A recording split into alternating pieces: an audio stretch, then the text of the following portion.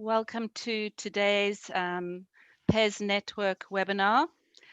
We'll just wait for colleagues to join before we get started.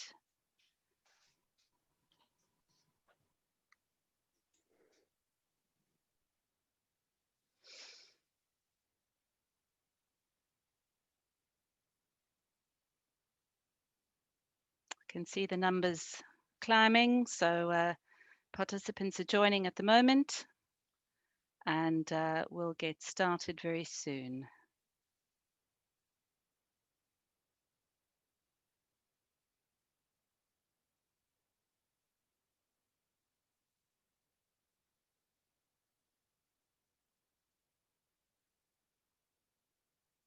I can see that people are saying hello in the chat.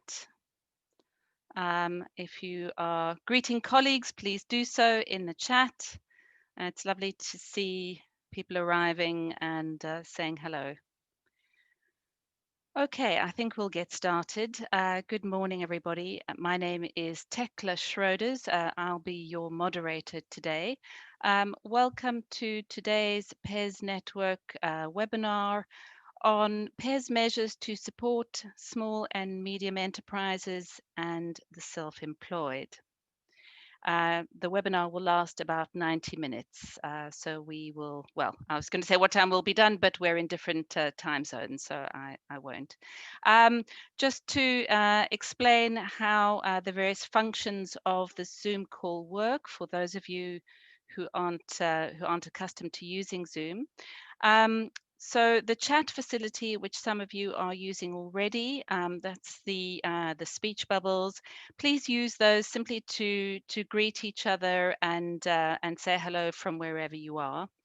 If you have questions for any of the speakers, please put your questions into the Q&A function, which is at the bottom of your screen. So the Q&A, it's the overlapping speech bubbles, and that's where you put your questions. And Eamon Davern, who is our subject matter expert and co-moderator, will be managing the questions when we do the Q&As. If you are having technical issues, please message the host either in the chat. You can find their name within the chat, webmeeting FGB, or you can email them on the email address on your screen. And as before, the materials from this webinar can be found within Circ ABC, the PES network area on Circ ABC. If you're not yet signed up to Circ ABC, please contact the webinar organizers and they'll let you know how you can sign up to receive information about these webinars, the recordings, the presentations, and so on. Okay, so I'm going to introduce our speakers now. So as I said, I'm Tekla and I'm joined by Eamon Davern, who is our subject matter expert.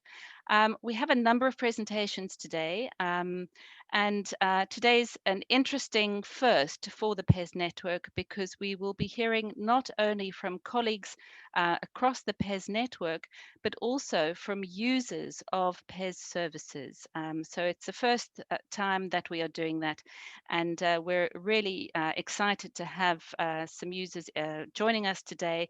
And we are also very interested to hear from you, from the participants at the end of the webinar as to your experience of hearing from users and if this is something you would like more of in the future. So today we'll be hearing three presentations from PES organizations. We'll be hearing from Teresa Bento and Beatriz Antunes from the Portuguese PES. We'll be hearing from Vaiva Slipikoviene from PES Lithuania and from Stefan Jurajka, who is from PES Slovakia. So they will be speaking for approximately 10 minutes each, and then we'll do 15 or 20 minutes of Q&A on the presentations from the PES organizations. And then afterwards, we'll hear from Christine Maleka and from one of our guests, Piera Sergio, who is an employer in La Réunion, which is a French territory, overseas territory. So that's going to be very interesting hearing from the two of them, hearing the employer's perspective. And we'll also hear some testimony from Stefania Kilmaneta, who is self-employed and from Lithuania, a user of the Lithuanian service that we will hear about from Viva's presentation. So it's a very full agenda and a really exciting agenda. So we're going to move straight on then to our first presentation, which is from the Portuguese PES. So I'd like to ask Teresa and Beatriz to start their presentations now, please. Over to you.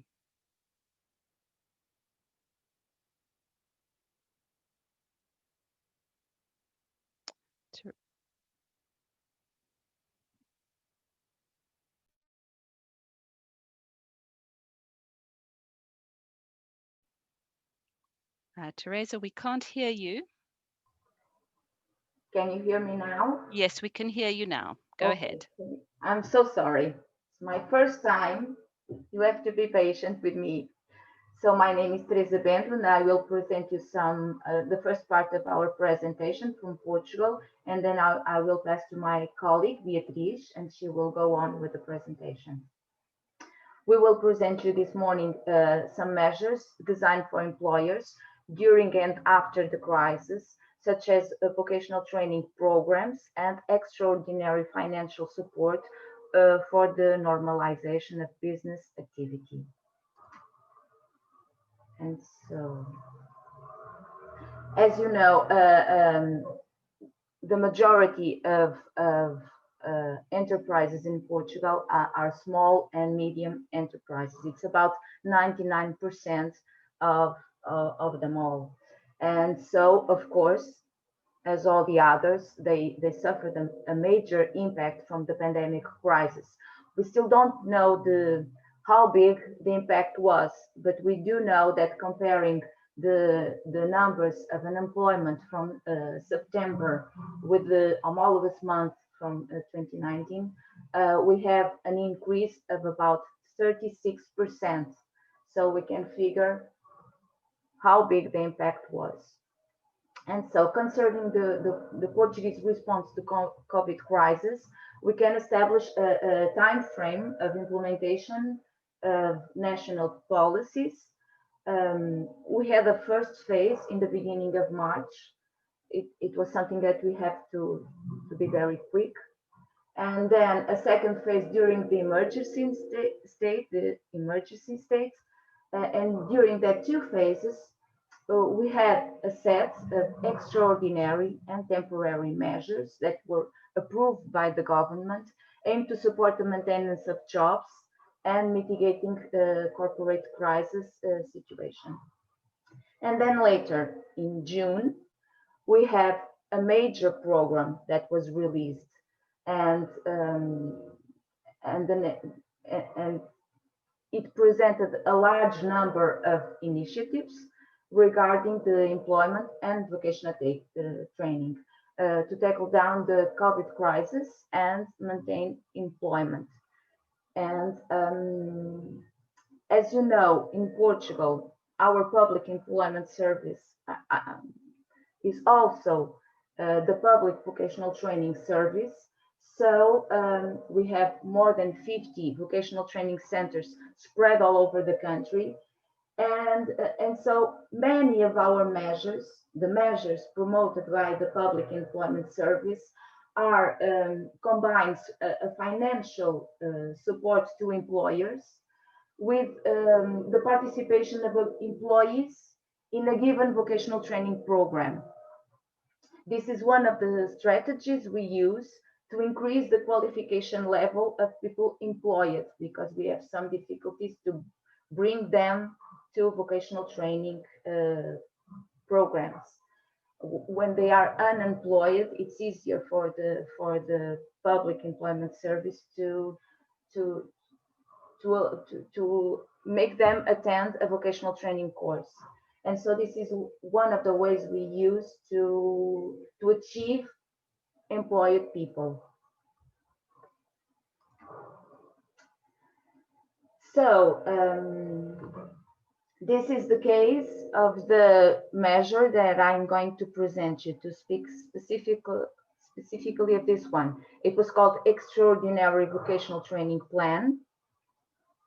It was released immediately in March, in the beginning of the crisis, and when we still had no idea of how long this situation would last. And it was based in the very simple idea. During 1 month, the public employment service would support about 50% of the salary, of the gross monthly salary, and in exchange, the employees would attend vocational training during also about 50% of their daily working time. And so it aims to support private sector employers and including the social sector, and to support the maintenance of employment contracts, of course, and to increase professional qualification of employees. This is something like what we used to do in Algarve, which is very, which is a region that seasonality is very important. And so during winter time, sometimes we do this kind of exchanges. The application requirements, the enterprises would be facing a total or partial closure due to confinement, and also a total or partial activity stop as a result from supply interruptions or orders that have been cancelled, and also 50% billing break. And the financial support, as I said, it would be up to 50% of the gross monthly salary, but it had a limit of 635 euros. And it could be accumulated with some other supports, namely from the Social Security.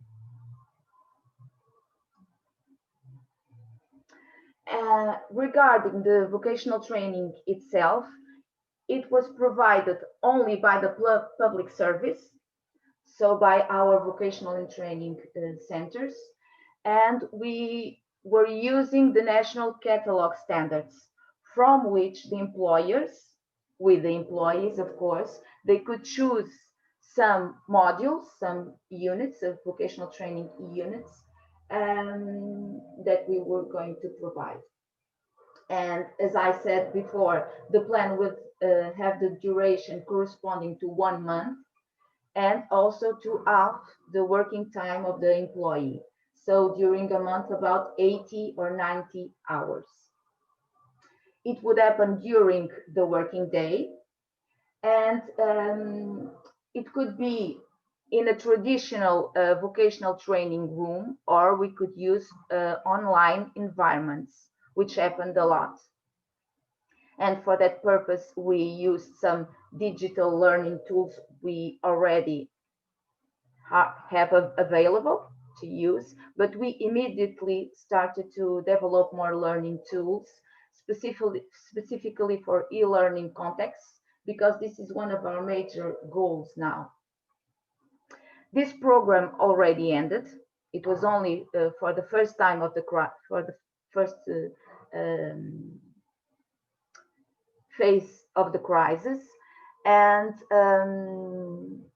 it was in effect only during the beginning of the pandemic. Now it was replaced by another measures alike that have the same principle but different durations and different requirements. So now we have other measures, similar measures that combines financial support with vocational training for the employees. And globally, the vocational training plan, this plan and another one for those that were in layoff, we covered during that month about 23,000 employees. And now I will pass to my colleague Beatriz so she can present another measure. Thank you very much.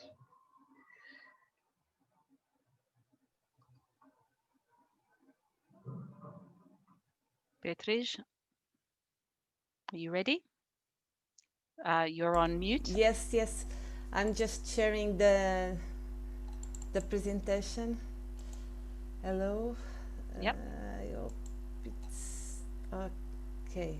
I think Yep. it's it. Okay, so I'm Beatriz Antunes. I'm colleague of Teresa Bento. I'm also working in the PES. But Teresa, she's working in the vocational and training department, and I am affected to the employment department. So today I'm here to present you one of our measures, the extraordinary incentive to normalize the business activity. This is an employment measure, a measure that was designed in the first set of measures, the phase of the emergency state in March, but it was truly implemented with the Economic and Social Stabilization Program as an unemployment measure to support the recovery. It aims to support the maintenance of employment and reduce the risk of unemployment for workers from employers that are affected by the business crisis as a result of the COVID pandemic after the implementation of the extraordinary support for the maintenance of an employment contract, that is the so-called layoff, the simplified layoff, or after the extraordinary training plan, this program that my colleague has just presented before. It consists in providing a financial support to employers in the phase of the returning of their employees to work. Employers can apply for this measure by submitting the application on the PES portal. They do not have to go to a job center to do that. Since the outbreak of the pandemic, job centers in Portugal can help employers by video conference. We use the Teams application. And we also have the contact centers and the PES portal as channels of communication with employers. This financial incentive can be granted in one of the following ways. It can be granted as a support one-off or as a support over 6 months. The support one-off is one time the minimum monthly guaranteed remuneration in Portugal, that is 635 euros per employee paid at once. The support over 6 months is a support amount of 2 times this value, paid in 2 equal installments over 6 months, and it can also have a complementary support of 50% reduction in the social security contributions for the 3 months.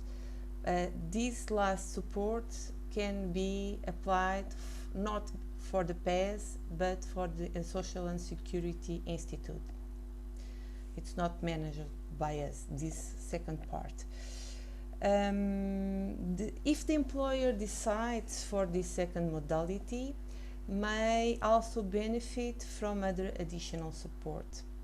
They can be exempted for the payment of 2 months social security contributions if they hire people through open-ended employment contracts within the 3 months after the end of the support.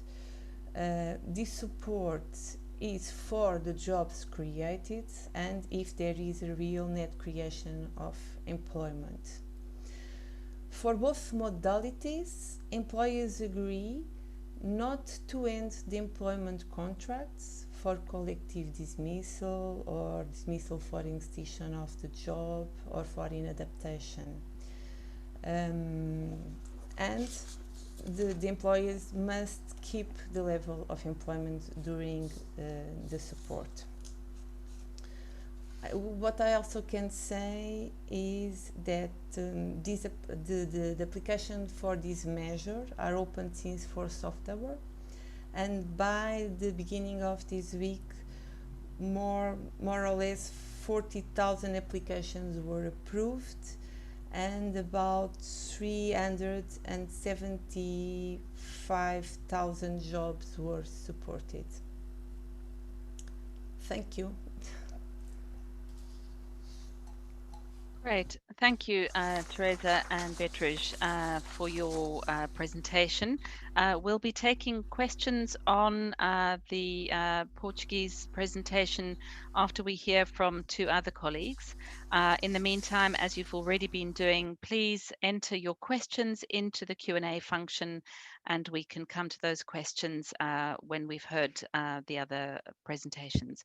So I'm going to move on now to the presentation from Lithuania, from Vaiva Slipikoviene, and she'll be talking about measures HERPES has introduced to support the self-employed in career changes during the pandemic. And later on in the webinar, we'll hear from a user of the service to hear how these measures have made a difference to her. So I'm going to hand over now to Vaiva. Thank you. Yes, my slides. Do you see? Yes? Yeah, Yes. all good. Okay. Okay, good afternoon for all. Let me introduce our measures. Today I would like to share our experience about COVID-19 measure to support self-employment for those who are changing their economic activity.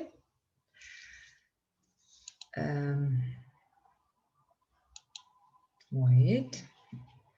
During the emergency and quarantine period, state support was provided to self-employed persons who were unable to carry out their activities and lost income due to the quarantine in the country. The purpose was to help self-employed people to find another way to receive income during quarantine period. Who can participate? Application may be submitted by self-employed persons who meet the following conditions. Who have received the benefit for self-employed person and who are changing the type of economic activity. We had two measures for self-employed.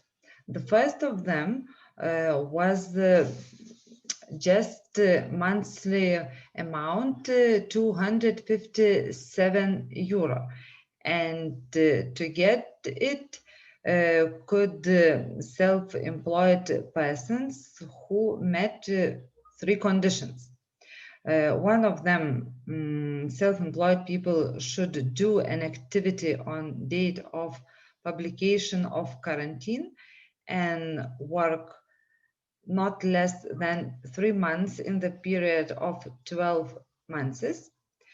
If they work not just like self-employed, but with employment contract too, their monthly salary shall not exceed the minimum monthly salary approved by the government. It's 607 euro in our country. And if self-employed can be individual or legal person. If it's legal person, it does not have the status of undertaking in liquidation or bankruptcy. Benefit was paid monthly and even 5 months. We paid this benefit and it's ended in 16 of August 2020. And the person who get this benefit could ask for this measure what I'm talking about. Yes. Then conditions of assignment. Applicants should fill their application via electronic government gateway portal of administration and public services. When they filled applications, They were examined and evaluated by responsible employees of the employment services, and applicants then were informed in writing about their taken decisions. The amount of support for the creation of new job may not exceed 6,980 and 50 cents. Could be less if self-employed ask less. The subsidy was paid for two things. It's purchase of work equipment and for installing and renovating the premises if they need them for their job. And subsidy for this should be no more than 50% of total amount.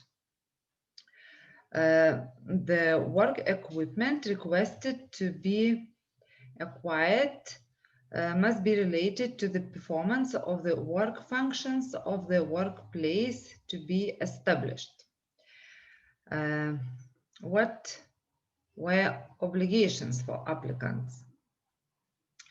We told, they have established a workplace no later than 6 months after signing the contract. I remember our process, it's here. At first, submission of application, then approval of application in written informing, signing the contract with us, then transferring funds, and then they can purchase the tools. After that, they have 6 months and have to start business.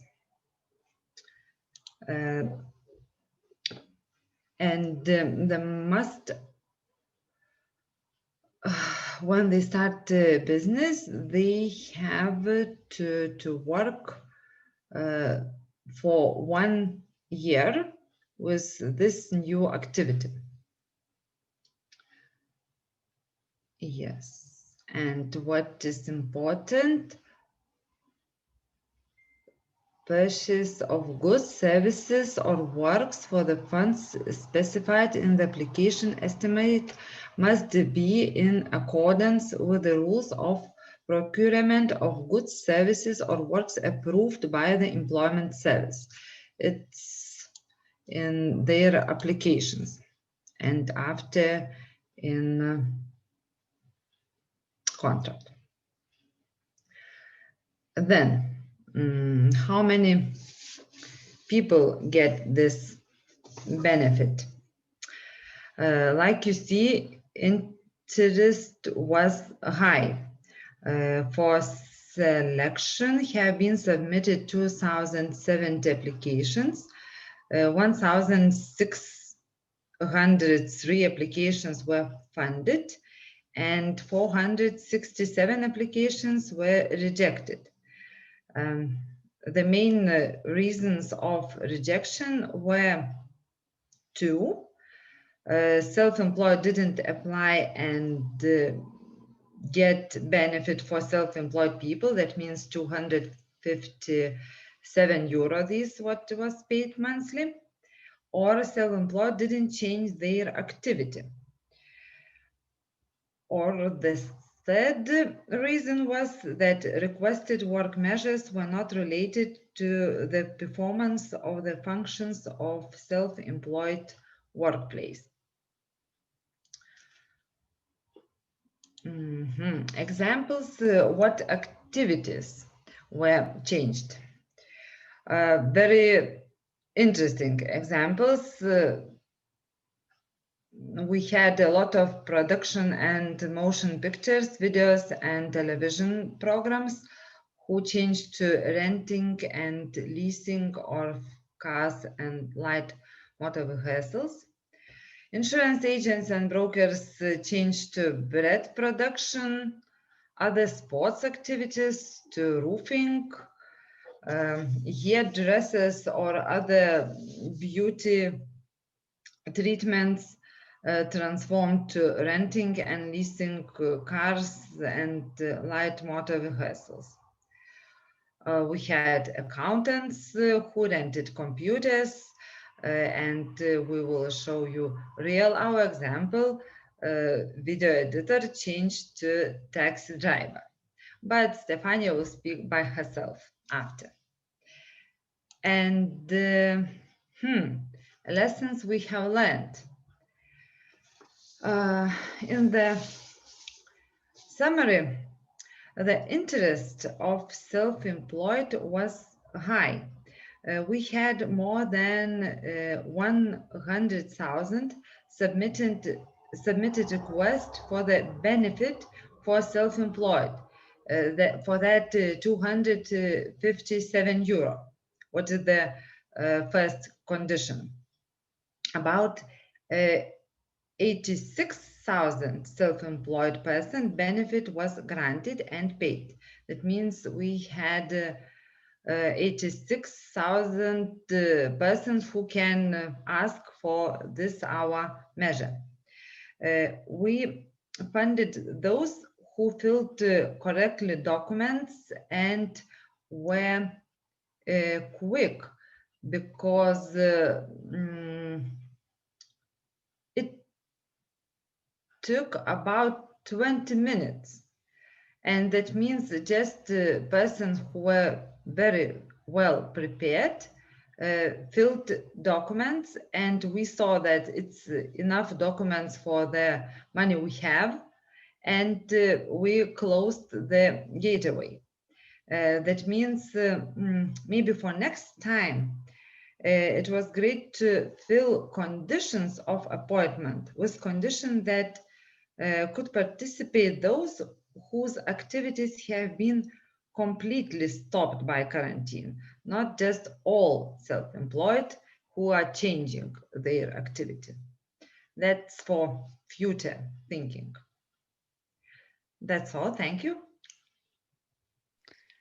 Great. Thank you very much, Viva. It was very interesting hearing about that. I could picture many people becoming delivery drivers and taxi drivers, as you described.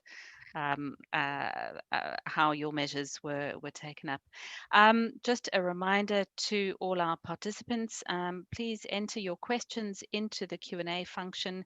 If you want to say hello or chat with your fellow participants, please use the chat function for that. We will take questions after the next presentation, so we'll have a discussion period. I see that both Beatrice and Teresa have answered many of the questions that came to them following their presentation. Absolutely fine, but we will have an actual discussion after Stefan's presentation. So Stefan, coming to you now. Stefan Jurajka from the Slovak PES, and he'll also be talking to us about support measures designed to support employers forced to suspend their activities or who faced a fall in revenue due to the COVID crisis. So, Stefan, over to you. Hello, everybody. My name is Stefan Jurajka. I'm from Ministry of Labor, Social Affairs and Family of the Slovak Republic, and I'm going to introduce you our project First Aid. Project First Aid was approved by the government of Slovak Republic. The provider of the project is Ministry of Labor, Social Affairs and Family of the Slovak Republic, and the project implementer is COSAF, Central Office of Labor, Social Affairs and Family, where I used to work. This big, robust first aid project is here to save as many jobs as possible. First aid project to support the maintenance of employment in the event of a declared emergency is implemented through offices of labor, social affairs and family as an active measure on the labor market, and it's provided according to Employment Services Act. The legal basis for the provision of assistance is also operational program human resources. temporary framework for state aid measures to support the economy in the current situation caused by COVID-19. Specifically, it's Article 43, and state aid scheme for temporary aid to support the maintenance of employment and support for the self-employed during the COVID-19 situation. The government of the Slovak Republic approved the conditions of the project at the end of the March 2020, and the first part of these contributions can be requested online at our website www.pomahameludem.sk. It means we are helping people. The second part of contributions, depending on turnover decrease, started from 8th of April 2020. There are target groups and limits. So the project First Aid is designed for employers and their employees. The total amount of aid for some self-employed individuals and employers affected by lower revenues due to the crisis or by the imposed restrictions may not exceed 100,000 euros per undertaking active in the primary agriculture production. And in the fishery and agriculture sector is 120,000 euros, and maximum total amount for self-employed is 800,000 euros. We have in the project two types of contributions. The first one only concerns employees who are obliged to suspend or limit their operational activities. And the second contributions concerns employers and self-employed whose turnover has fallen as a result of declaration of emergency situation. Now I'm going to tell you about more about our 6 measures. You can take notes because it's quite demanding. Measure number 1, it's the original name is contribution for employers who were obliged to suspend or limit their operational activities at the time of declaration of emergency situation. There we are supporting employers with allowance. This allowance concerns only employers to maintain a job for employees to whom the employer cannot assign work because of an obstacle on the side of the employer. The allowance per employee is equal to the amount of wage compensation paid at the time of obstacle at work. At the same time, not more than 80% of the average earnings of the employee paid at the time of obstacle at work. At the same time, the maximum amount is 1,100 euros at most. The allowance cannot be claimed for employees who was on sick leave, took care benefit, or they are on home office. So measure number 1, it's wage compensation. There has to be obstacle on the part of the side of the employer.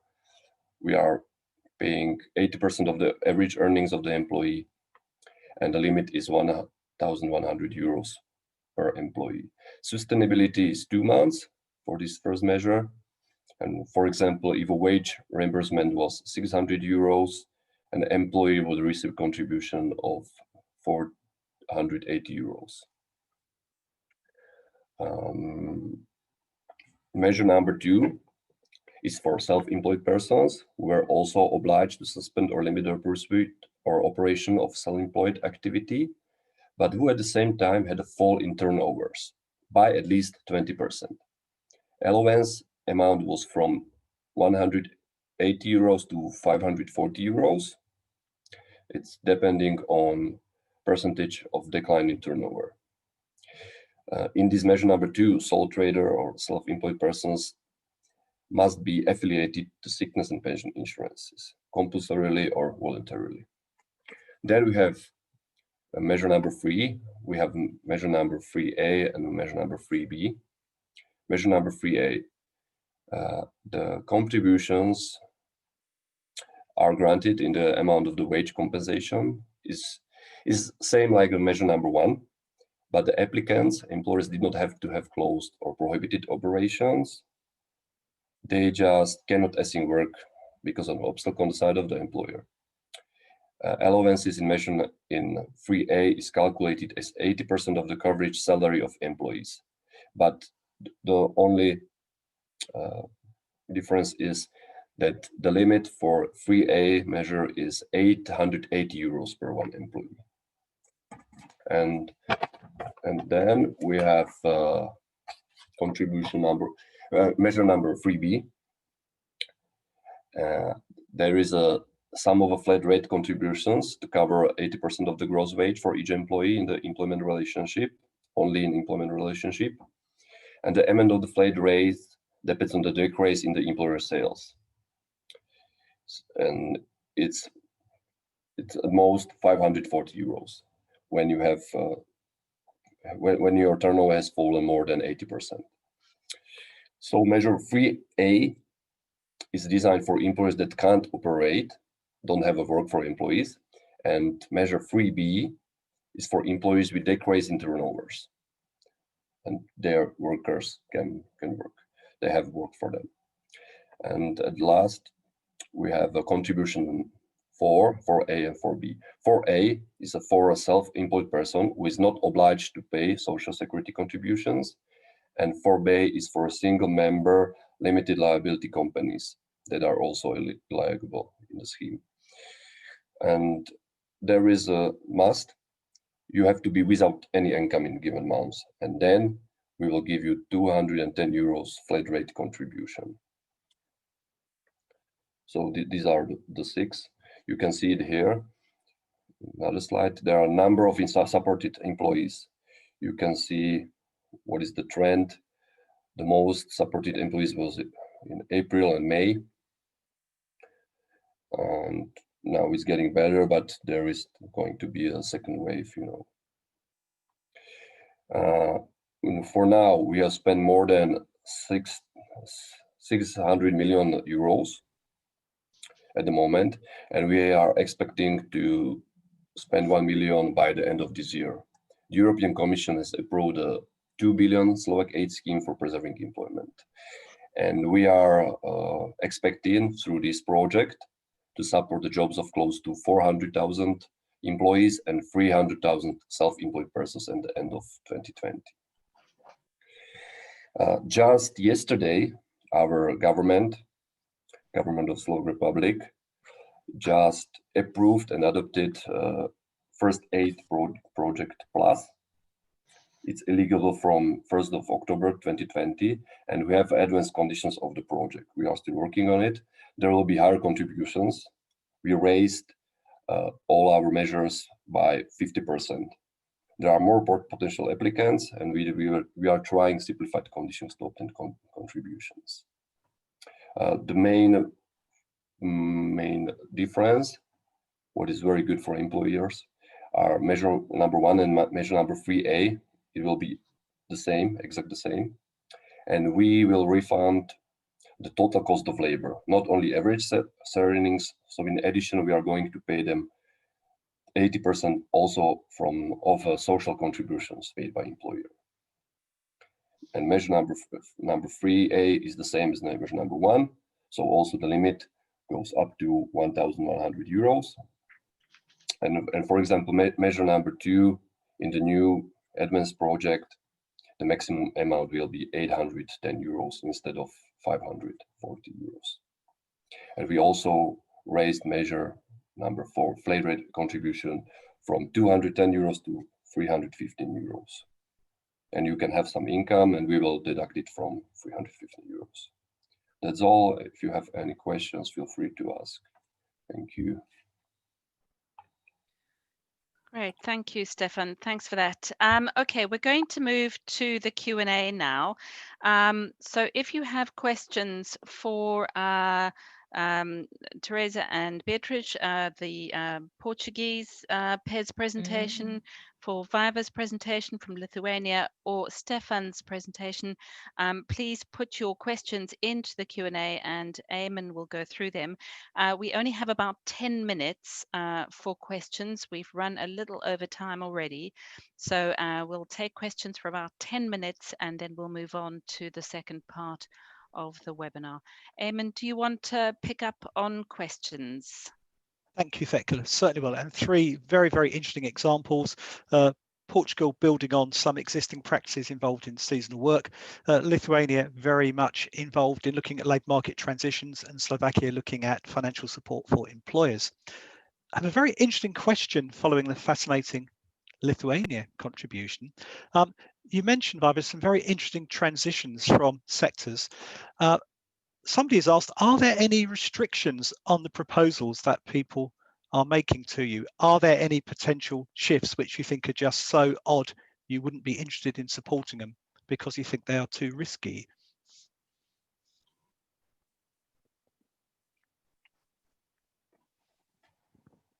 So do you think there's perhaps somebody asking to move from one sector to another, which seems to be such a strange thing to do that it would not be sensible for you to finance this potential change? Viva, do you want to answer the question? I want to hear it from another side. I'm not really sure that I understood correctly. No problem. You mentioned that people sometimes change their activity to something completely different. Yes, I agree. A couple of colleagues have asked if there would be any restriction you might place on somebody's idea if the change they were suggesting seemed to be such a unusual shift. Might you say, well, no, we wouldn't really want to support this because we cannot imagine you being able to move to your new sector?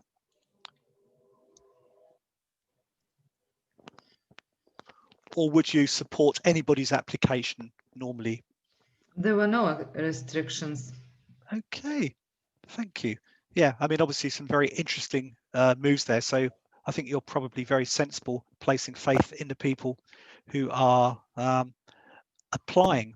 I have a question for Stefan concerning the Slovakian practice. A colleague has asked Stefan, have you reflected on the process for employers applying for help?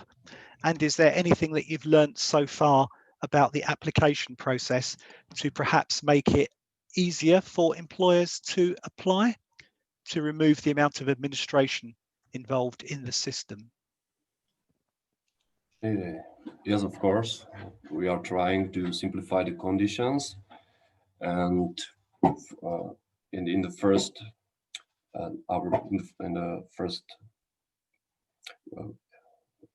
wave, during the first wave, the project was for all the employees. They can apply for the allowances through internet, so they can use electronical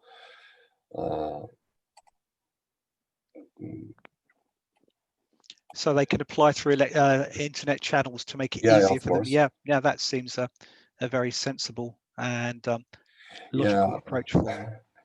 And we are trying to do it even better right now, and they will use our national network, and they can apply through it.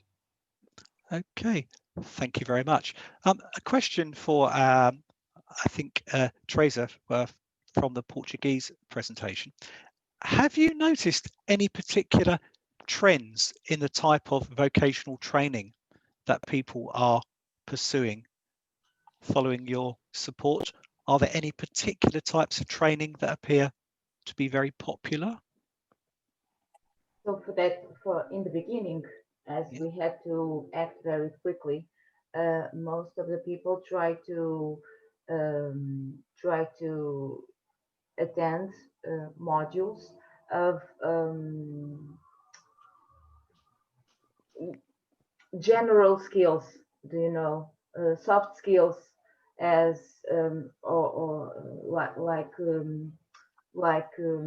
safety, and very theoretical also, because we were trying to answer on online platforms. So the vocational training would be e-learning and not on traditional vocational training room. So to answer very quickly, during the month of April, most of the vocational training were soft skills. But now we are trying to provide very also technical skills. And because of that, we are developing learning tools that allow us to make not only theoretical vocational training in online environments, but also practical vocational training. Okay, thank you very much. If I could perhaps refer a question to your colleague Beatrice, if we may. The possibility of job creation is a key part of the scheme that Beatrice presented to us. Do you have any particular expectations of how much job creation you would hope to proceed following the scheme? Have you any kind of objectives for the next 6 months or year ahead? It is too early to access these numbers. I don't have with me the information about studies or expectations that you are talking about. Yeah. However, we do have that additional support that I mentioned to encourage the employers to create jobs. So we really hope that this can be something successful. But by now, it's too early to assess that, or to have an assessment of the measure and to have any information more concrete. No, that's fine, thank you. And certainly, it seems extremely well designed. So I think hopefully we can hear about some very positive responses at a subsequent event. Yeah, thank you. Have a question for Stefan. Have you, Stefan, in Slovakia considered incorporating some kind of upskilling component to the subsidy measures that you described for us? The Kurzarbeit system from Germany is often discussed, and other member states are pursuing similar approaches. Are you thinking about perhaps including an upskilling component to the active measure that you described this morning? Okay, we also, of course, we are thinking about it, but at the moment we are not going to do it. For now, the most important thing is to keep our workforce and to retain jobs.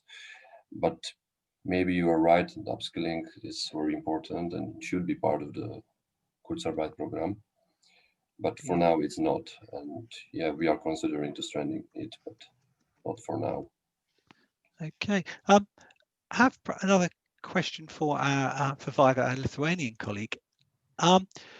Question here, Viva, how much do you do to check that the applicants are going to spend the support that you provide correctly? So how do you ensure they use the finance properly? When an employer approaches you for some goods for their organization, do you check that they spend the money properly? At first, in application, they fill in what kind of goods they need, and we check in our economic classification.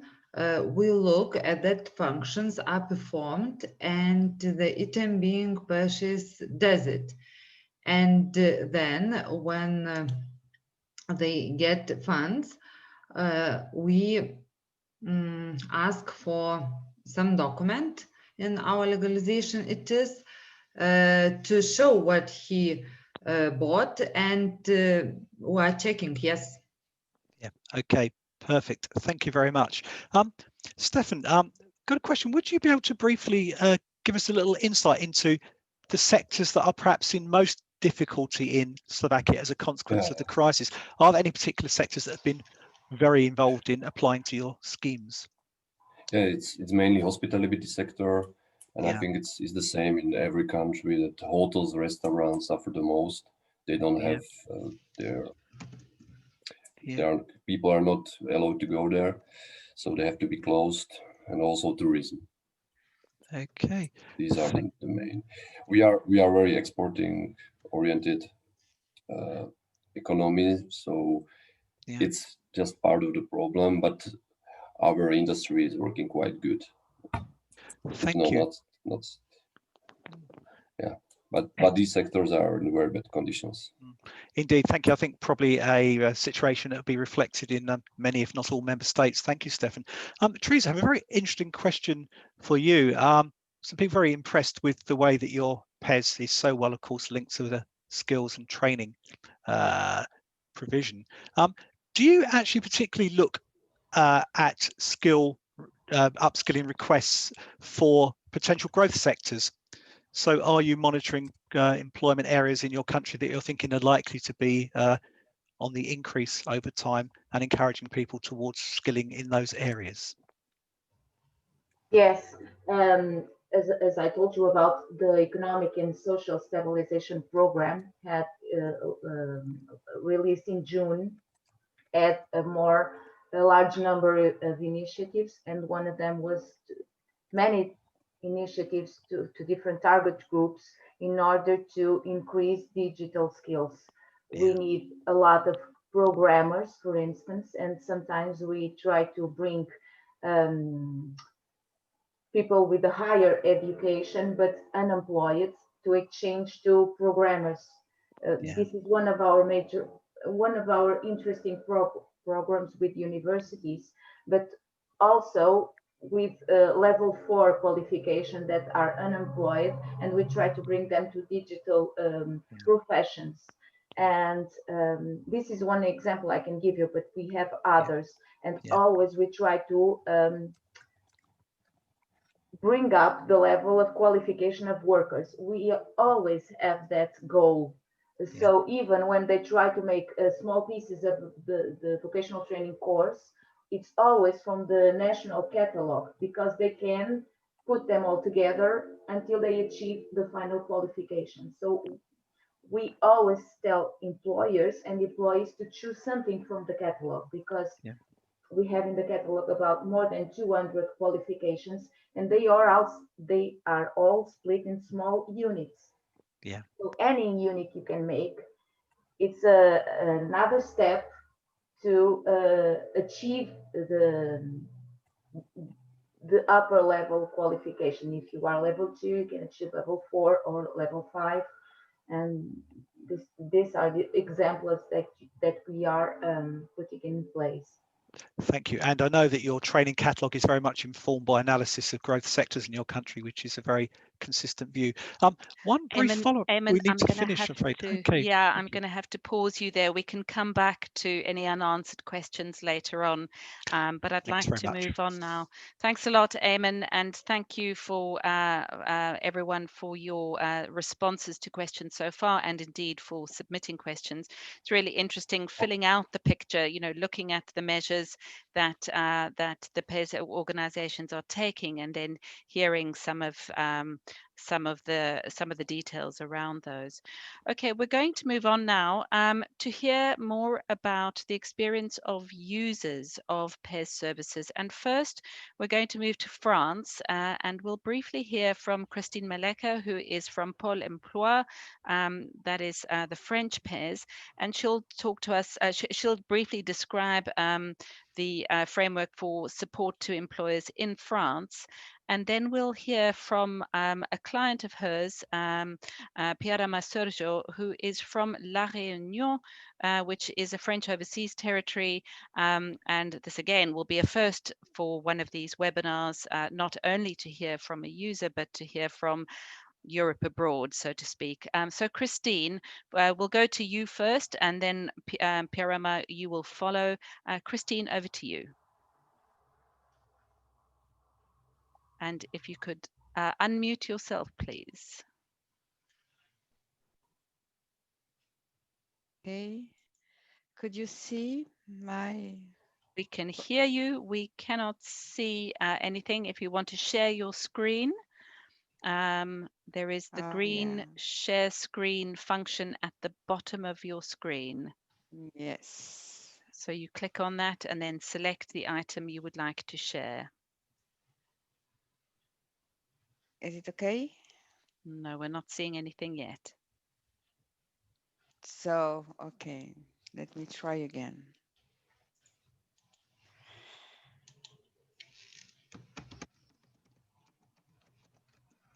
So you click on share screen.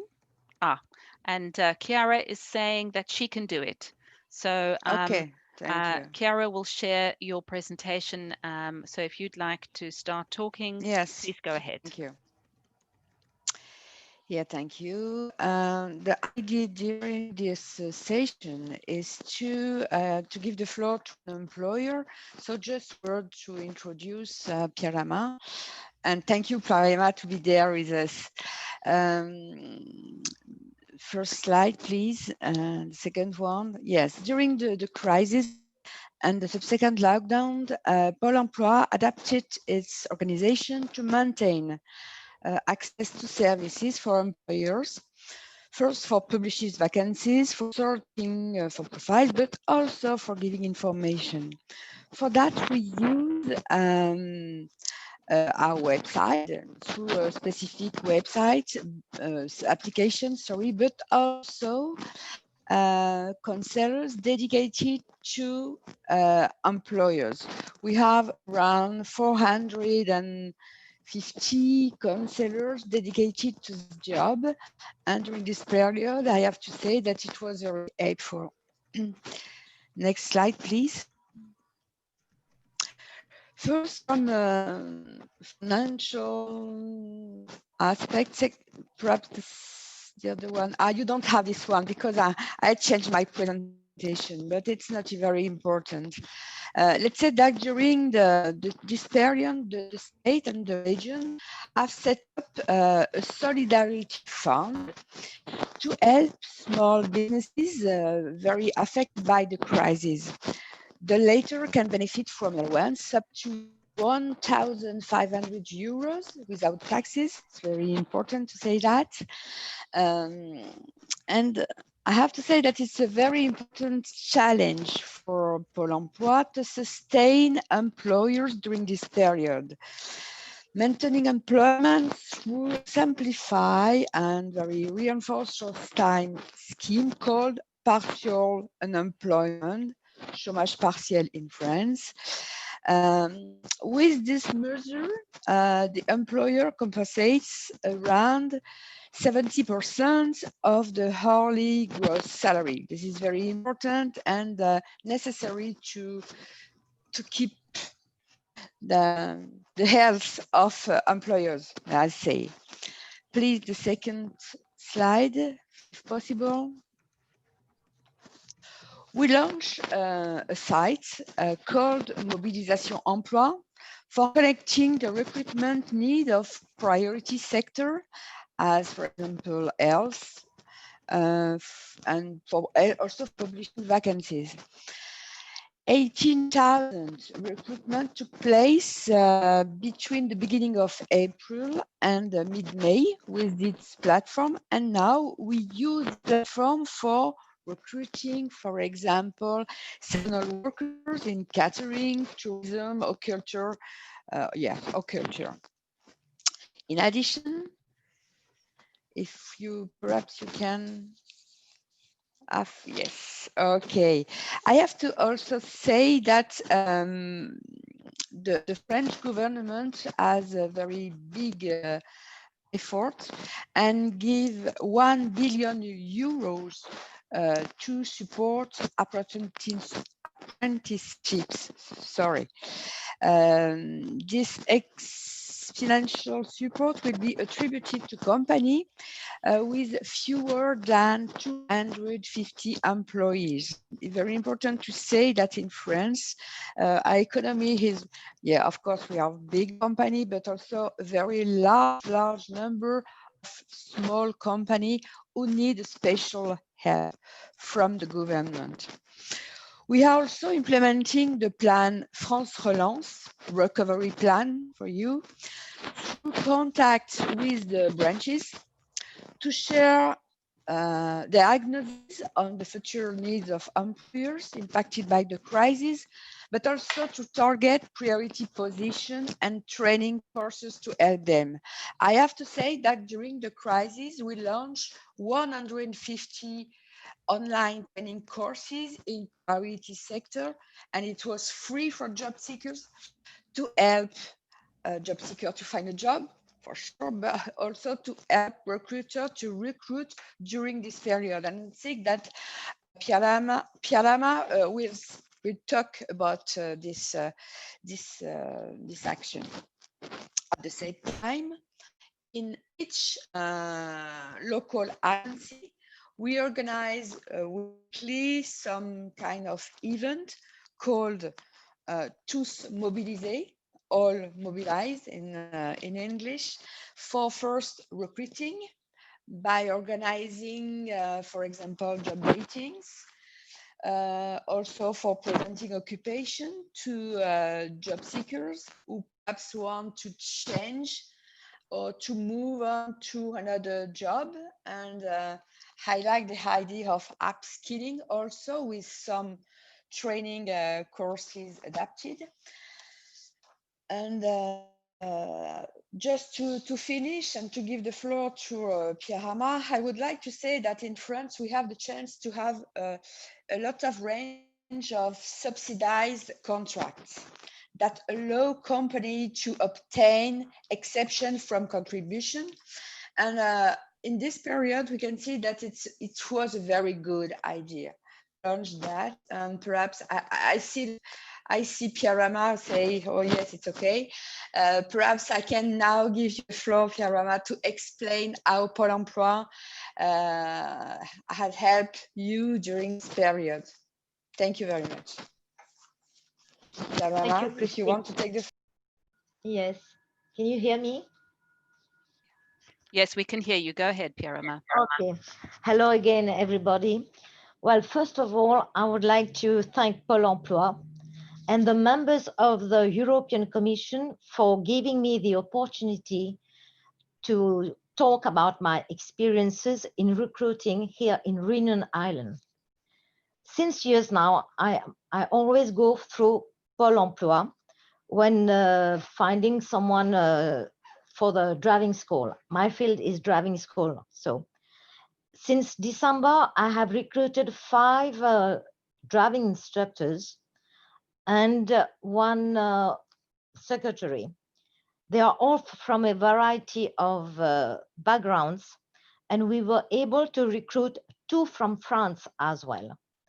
This, in fact, illustrates the effectiveness of a public employment service in going to great length to assist recruitment for small employers.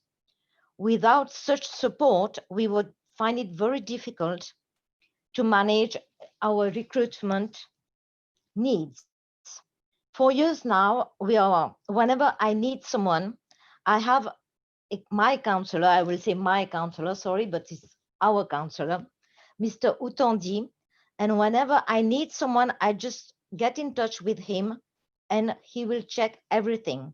I mean, not only the credentials of the employees, but also if there's any help that the employer can benefit from as well. Since December, I had 1 emploi franc. This is for people who live in a, difficult zone or area. And then right now, I have 3 CUI, which is a contrat unique d'insertion. And all this does help the small employees financially. One thing also which we must not ignore in maybe it's everywhere, maybe I don't know, that in Reunion Island, lots of employees are not declared. And this makes it very difficult for us to find instructors. I mean, there are also many driving schools, which adds to the shortage of trained instructors. Rules have changed, laws have changed concerning the driving license. Nowadays, anyone can just go and register online and pass their exams for the traffic laws with the post office. Then they'll go in a driving school only for the practical courses. So for those who are in this field for years and years, it's becoming very difficult to manage. We are having less income and spending more. In this, with reduced margins and increased competition, it's very important to have an agency which can address our recruitment concerns. I mean, it's not very difficult. It's not difficult at all for me. I'm used to do it. I just give a call to Pôle emploi and a confirmation mail, and Mr. Utandi will check the applicants' credentials and provide the candidates. They are ready to, with a minimum amount of time, I mean, it can be done. And I have, of course, to give the salary, and as we would do 35 hours per week, if there's any overtime, etc. Having all this in hand, Pôle emploi then will just find the right instructor or office worker for us. So given the difficulties we are facing with the pandemic, for me, an efficient recruitment service can make all the difference for small employers.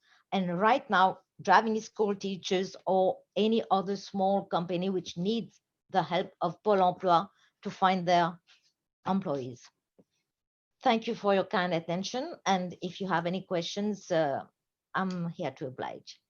Thanks so much, Pierama. That was really interesting hearing about it from your perspective. That was great. Okay, we're going to move now to our final speaker. So this is another personal testimony, this time from Stefania Kilmanete in Lithuania. So she is self-employed and has benefited from the measures introduced by the Lithuanian PES. So Stefania, if you'd like to go ahead now, please. You are still muted. There we go. Yeah. Okay, maybe I should make it full screen, or is it okay like this? You're fine. Go ahead. Okay.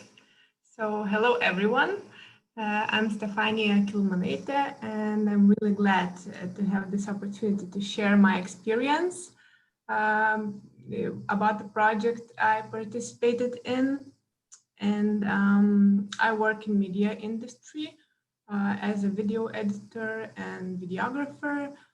And my main field is TV shows and events, public and private events.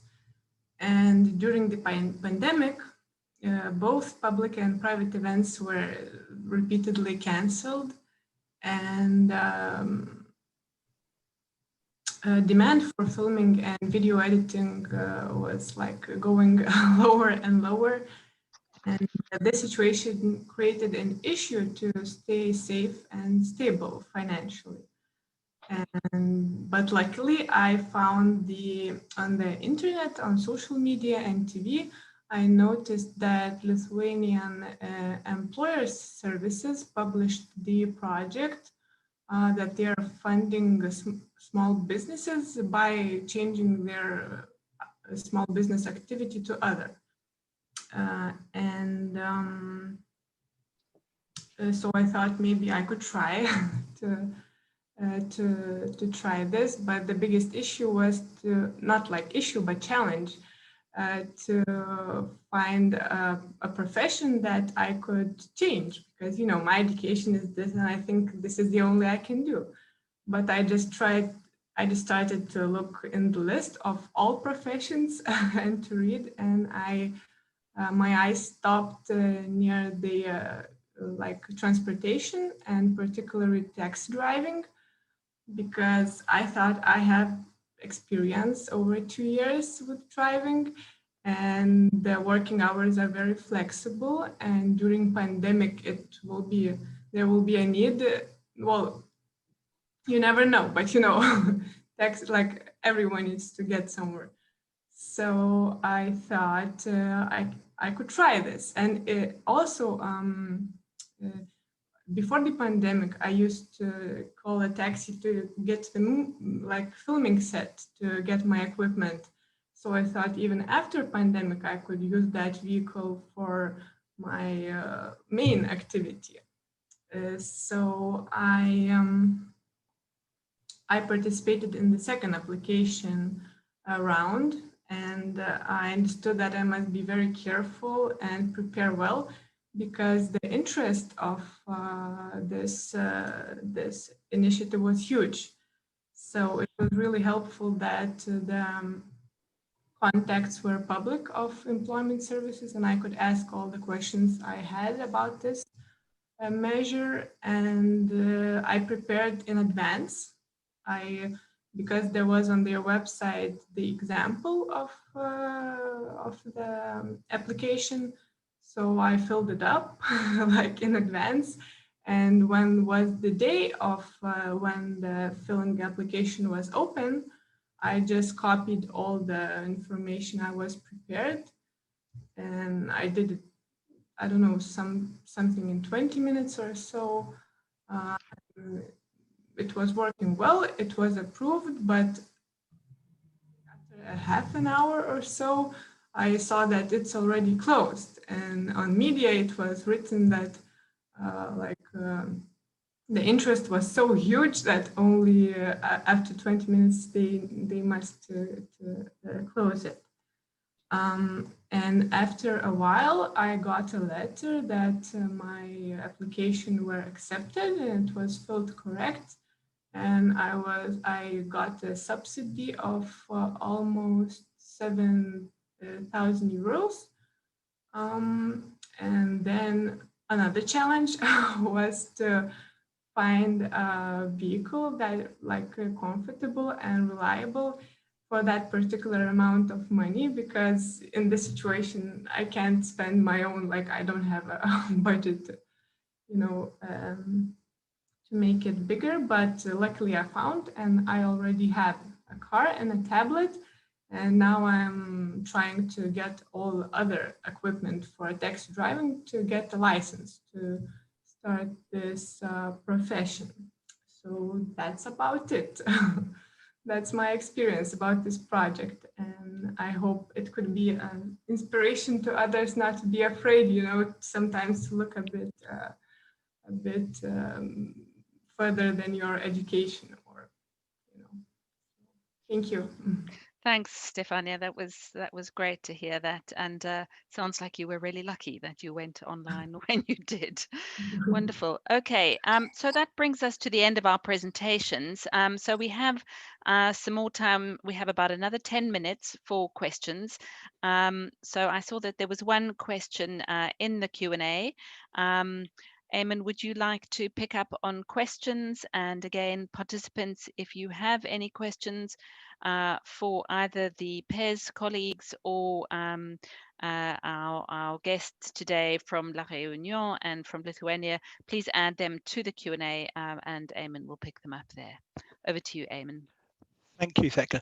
First of all, I think arising from the earlier presentation from our Portuguese colleagues, you mentioned very interestingly your keen focus on digital transitions, which seems extremely sensible, I'm sure, to everybody. Are you also focusing on the green employment agenda? We've had a question about the EU Green Deal, and we wondered whether that was featuring in your thinking as well as your very sensible digital orientation. Thank you, Teresa. You're nodding, so would you be able to kind of tell us more? That's wonderful. Thank you. Yes, well, our presentation was bigger, but we had to make it short. Yeah. So one of the initiatives we would like to present you is also the environment transition. And we have, yes, we have an initiative in order to put on the catalog qualification to that sector, and also try to motivate people to attend those vocational training courses. Yes, we are working in that field, and that measure is already been released. Thank you. So as the situation is changing rapidly, you are changing your approaches to meet it, which is a very dynamic and well-considered approach. To refer that we, during all these measures, we also have another qualification offer, which is the recognition of competencies, recognition of skills. That is to say, when we go to an enterprise that wants to provide vocational training to their employees, we always make an assessment which are their educational level, school level, and qualification level, and see if they have many years of professional experience. Probably they can attend a recognition skills program in order to certify the competences they already developed in an informal context, certificates regarding the catalog, of course, And then the vocational training that we provide is in order to achieve the competencies that are in lack, that are missing, so they can reach the final qualification. And this is always this is always, I'm sorry, That's always, everybody can apply to this at yeah, any time. yeah, always open to every citizen. That's perfect. Thank you. That's a really interesting observation, and thank you very much. I think it's always helpful to have positives even emerging from a very bad crisis situation, and our employee contributions were particularly interesting, and we've learned how public employment services can literally recruit people to bridge gaps across the globe, and also facilitate some very, very interesting transitions for people who perhaps may not have considered them before. So with those two observations in mind, I'd like to ask our employers, if I may, to give a very brief response, perhaps just one or two sentences about, from your perspective and your experiences, which are quite different, but both very much involving your country's very good public employment services, what you particularly think the PES are in a good position to offer small businesses or self-employed people, micro enterprises. So perhaps if I could ask our Stefania first from Lithuania, what do you think overall in one or two sentences can be the benefits of the public employment service in assisting somebody in your situation seeking to change your employment? Mm-hmm. Maybe just one or two things you found helpful reflecting on your very interesting experience recently. Yeah, I understand. Yeah. Well, I believe it would be easier to tell for a person who didn't had maybe, because Yeah.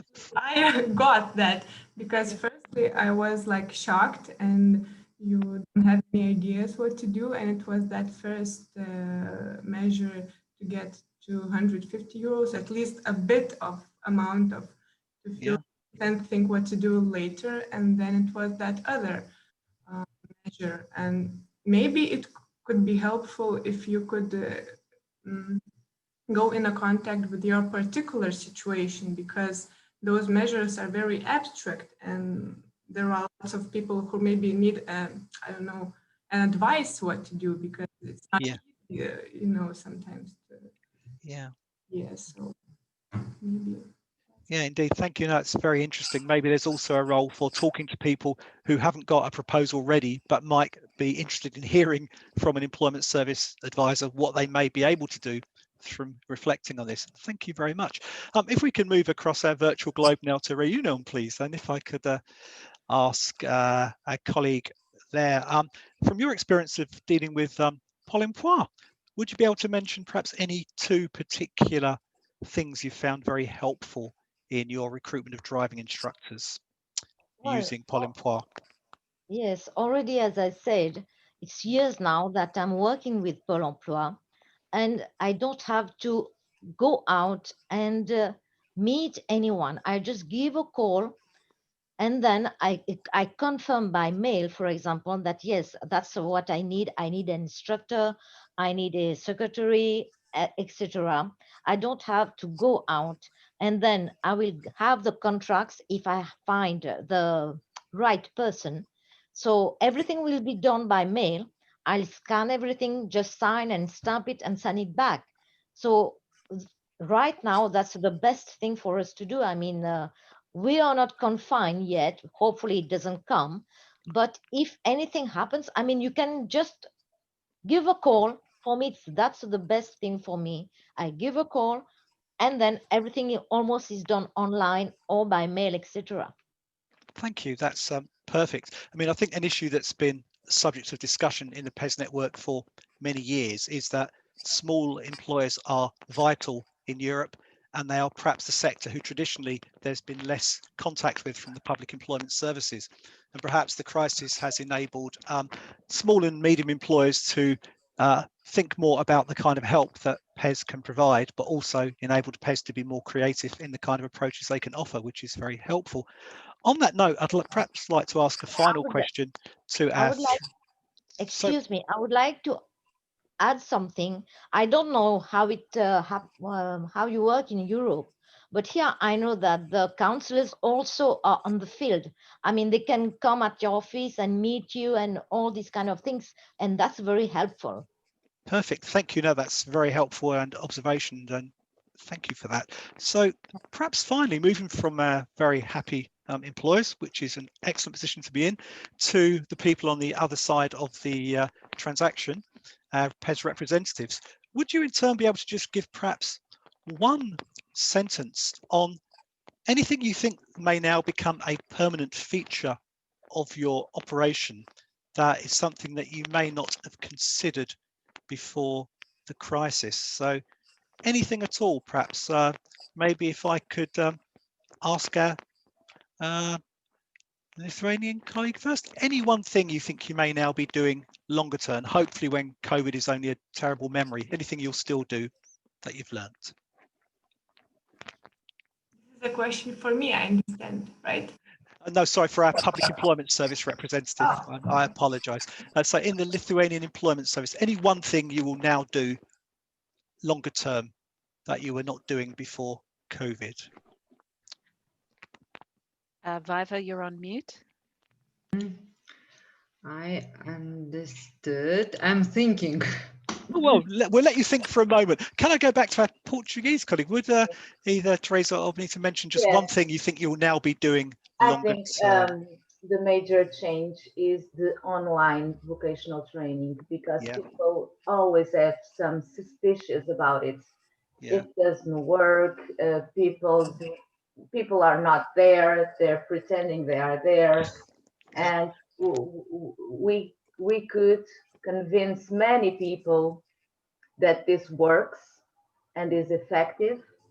And I think it's more effective than sometimes in a traditional classroom, because everything is registered. As I work in a vocational training department, I can open, it's like Big Brother. We can see everything people are doing. And so I think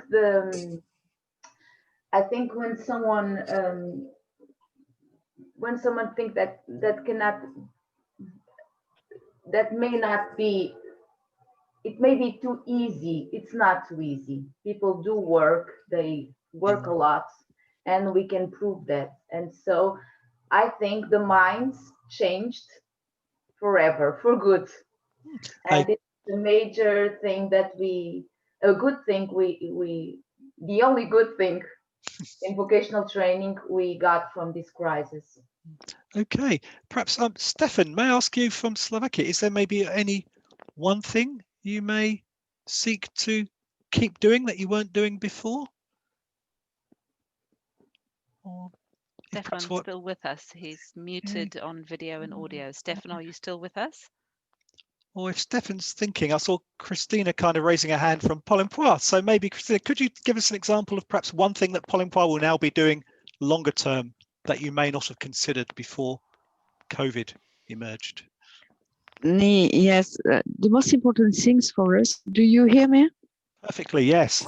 Yes, it's for me. It's the crisis reinforced the idea that emploi has to be closer to the employers to better know the need and to be more active when crisis. I don't think we have a new crisis, and we know, but to be very reactive. So for me, the lesson is be close to the employers to better know the need, to better be able to give the right answer in a very short time.